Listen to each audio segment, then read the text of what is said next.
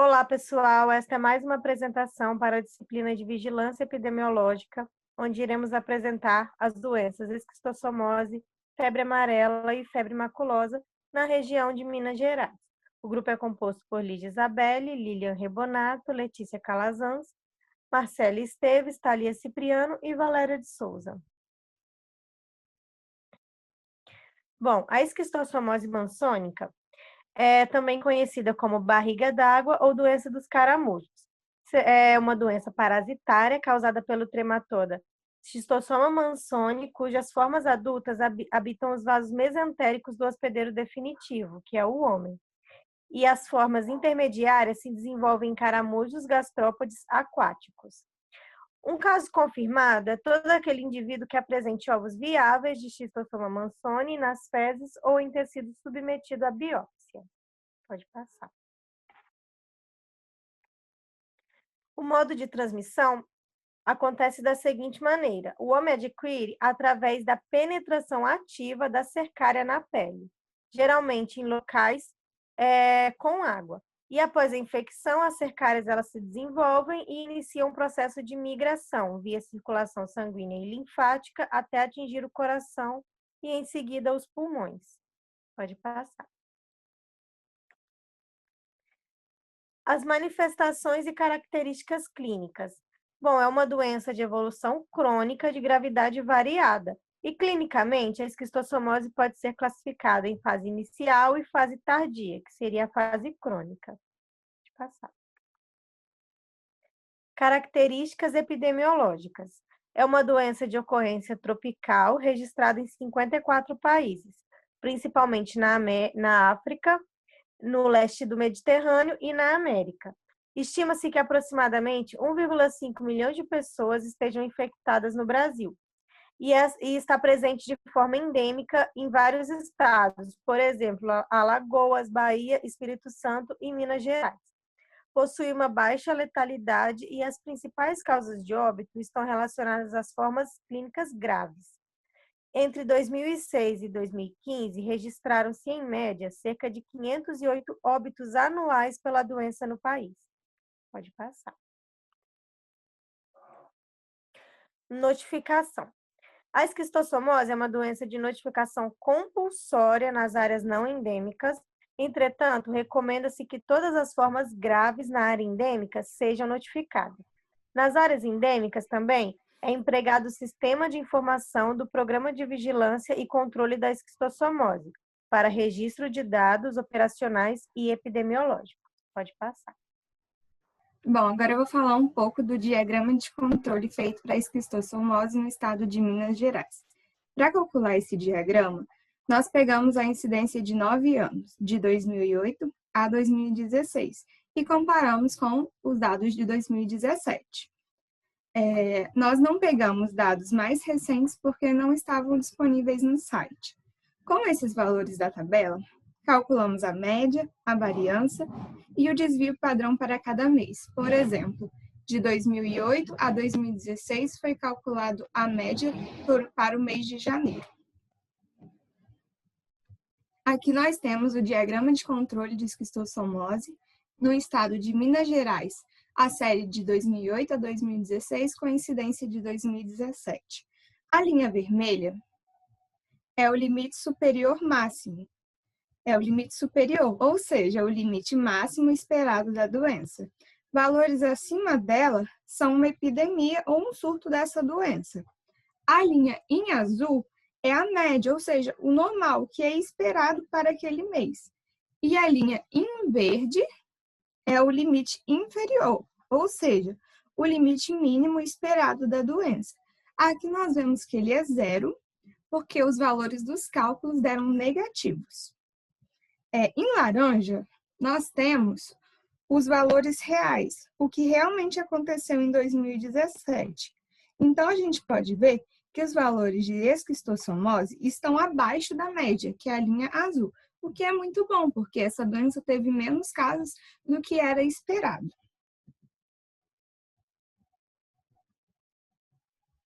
Bom, a febre amarela. O agente etiológico é um arbovírus pertencente ao gênero Flavivírus e é uma doença infecciosa febril aguda transmitida por vetores artrópodes e possui dois ciclos epidemiológicos distintos, o silvestre e o urbano. Reveste-se da maior importância epidemiológica por sua gravidade clínica e elevado potencial de disseminação em áreas urbanas. Um caso suspeito se caracteriza por um indivíduo com quadro febril agudo, até 7 dias, de início súbito, acompanhado de icterícia ou manifestações hemorrágicas. Residente ou procedente de área de risco e para febre amarela ou de locais com ocorrência de epizootias em primatas não humanos ou isolamento de vírus em vetores nos últimos 15 dias e que não sejam vacinados contra a febre amarela ou com estado vacinal ignorado. Pode passar. O modo de transmissão. A transmissão ela é feita através da picada dos mosquitos infectados e ocorre em dois ciclos distintos. Na febre amarela silvestre, os primatas não humanos, macacos, são os principais hospedeiros dos vírus da febre amarela e a transmissão ocorre a partir de vetores silvestres, onde o homem participa apenas como um hospedeiro acidental. Já na febre amarela urbana, o homem é o único hospedeiro com importância epidemiológica e a transmissão se dá a partir de vetores urbanos infectados, onde o principal vetor é o Aedes aegypti. Pode passar. Manifestações clínicas. Bom, o quadro clínico típico é caracterizado por manifestações de insuficiência hepática e renal, tendo em geral apresentação bifásica, com um período inicial prodrômico de infecção e um toxêmico, que surge após uma aparente remissão do paciente e em muitos casos evolui para óbito em aproximadamente uma semana. Esse período de infecção, que dura cerca de 3 dias, tem início súbito em sintomas gerais, como febre, calafrio, cefaleia, lombalgia, mialgias generalizadas, prostração, náuseas e vômitos. Pode passar. Características epidemiológicas. Bom, nas últimas décadas foram registrados surtos de febre amarela silvestre, além dos limites da área que é considerada endêmica, região amazônica, o que caracterizou uma expansão recorrente da área de circulação viral. Devido a isso, foi elaborado o plano de contingência para a resposta às emergências em saúde pública da febre amarela, que descreve as ações e estratégias de contenção de surtos e epidemias a serem adotadas. A febre amarela urbana não ocorre no país desde 1942, e enquanto o Aedes aegypti se encontrava erradicado, havia uma relativa segurança quanto à não possibilidade da reurbanização do vírus amarílico. Em virtude da recente e rápida dispersão do vírus da febre amarela silvestre em regiões sem registro prévio de casos, considera-se estender a vacinação para todo o território nacional. Pode passar. Bom, sobre o diagrama de controle da febre amarela, aqui nós temos no quadro os dados de 2007 a 2015 para a gente calcular para 2016, porque não achamos dados mais recentes. Podemos ver que de 2010 a 2015 não houve nenhum caso de febre amarela no estado de Minas Gerais. Porém, em 2016, ocorreu esse surto, onde vemos o registro de 42 casos em dezembro. Esse é o diagrama de controle da febre amarela no estado de Minas Gerais, série 2007 a 2015, com incidência de 2016. Os valores correspondem, os dados, os limites, têm o mesmo significado do outro diagrama. Então, a gente tem o limite superior, que está bem próximo a zero, porque a gente quase não teve casos, só aumenta em alguns meses, como janeiro, por exemplo. A gente tem uma média e um limite inferior sobrepostos, aqui no zero.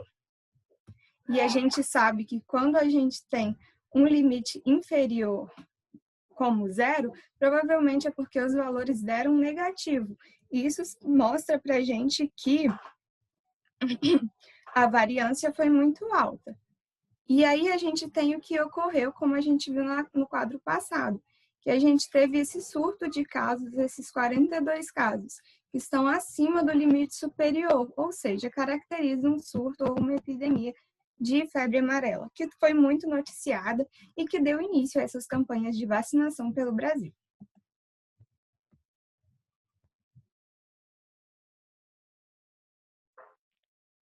Bom, a febre maculosa brasileira. Ela é causada por uma bactéria do gênero Rickettsia e transmitida por carrapatos, principalmente do gênero Amblyomma. Um caso suspeito é todo aquele indivíduo que apresente febre, cefaleia, mialgia e história de picada por carrapatos e ou contato com animais domésticos ou silvestres e que tenha frequentado áreas sabidamente de transmissão da febre maculosa nos últimos 15 dias ou apresente exantema maculopapular ou manifestações hemorrágicas. Pode passar. O modo de transmissão e a manifestação clínica. A transmissão, geralmente, ocorre quando o artrópode permanece aderido ao hospedeiro por um período de 4 a 6 horas, e a doença não é transmissível de pessoa a pessoa. Manifestações clínicas têm início geralmente abrupto e os sintomas são inicialmente inespecíficos e incluem febre, em geral alta, cefaleia, mialgia intensa, mal-estar generalizado, náuseas e vômitos. Em geral, entre o segundo e quinto dias da doença, surge o exantema maculopapular, de predomínio nos membros inferiores, e é o sinal clínico mais importante, apesar de poder estar ausente, o que pode dificultar ou retardar o diagnóstico e tratamento, determinando uma maior letalidade da doença. Pode passar. Características epidemiológicas. A febre maculosa tem sido registrada em áreas rurais e urbanas do Brasil e a maior concentração de casos é verificada nas regiões Sudeste e Sul, onde, de maneira geral, ocorre de forma esporádica. A doença acomete a população economicamente ativa, principalmente os homens, que relataram a exposição a carrapatos, animais domésticos ou silvestres, ou que frequentaram ambiente de mata, rio ou cachoeiro. Quanto à sazonalidade, verifica-se que o período de maior incidência é em outubro, período no qual se observa maior densidade de ninfas de carrapato, podendo variar de região para região. No Brasil, a febre maculosa brasileira foi incluída na Lista Nacional de Doenças de Notificação Compulsória, do Ministério da Saúde, em 2001. E, a partir de 2007, a doença passou a integrar o Sistema de Informação de Agravos de Notificação. Pode passar. Bom, esses são os dados de incidência dos anos 2008 a 2016 para a gente calcular para o ano de 2017 no estado de Minas Gerais. Aqui o diagrama de controle da febre maculosa no estado de Minas Gerais com a incidência de 2017. Bom, a gente pode ver que para janeiro a doença começou muito bem, porque ela estava aqui no limite inferior, que novamente a gente colocou como 0 porque tinham-se dado valores negativos quando foi feito o cálculo. Porém, em fevereiro, ela já passou acima da média, porém ainda estava abaixo do limite superior.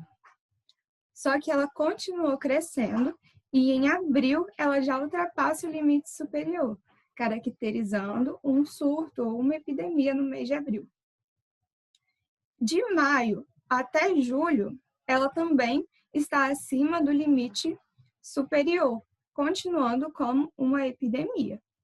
Em agosto também, porque a gente vê que o limite superior tem o valor de 5,73, enquanto a sua incidência real foi de 6, então ela está acima e continua nos meses de setembro, outubro, novembro e dezembro como um surto ou como uma epidemia. E muito foi falado na imprensa sobre o problema das capivaras, especialmente na Lagoa da Pampulha, que transmitia a febre maculosa. Essas são algumas das nossas referências bibliográficas. Muito obrigada.